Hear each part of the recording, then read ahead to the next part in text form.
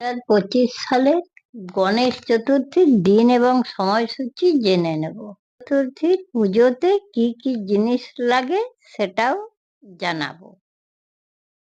2025 সালের গণেশ চতুর্থী পূজা হবে 27শে আগস্ট বুধবার।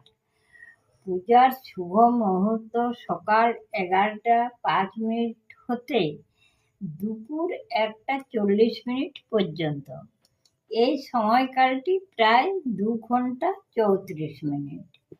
আপনি এই সময়ে ভগবান গণেশের পূজা করতে পারেন, যা জ্ঞান, সমৃদ্ধি ও সৌভাগ্যের প্রতীক। গণেশ পূজার প্রধান উপকরণগুলির মধ্যে রয়েছে গণেশ মূর্তি, পূজার থালা, মোমবাতি ও প্রদীপ, ধূপকাঠি ও ধূপ, ফুল ও মালা, দুর্বাঘাস, বিভিন্ন ফল ও মিষ্টি যেমন মোদক, হলুদ ও সিঁদুর, চন্দন, অক্ষত, চাল বা ধানের শীষ, নারকেল, জল এবং ঘি। এছাড়াও পূজার জন্য কলস, পূজার আসন এবং নির্দিষ্ট মন্ত্র উচ্চারণের জন্য প্রয়োজন হতে পারে।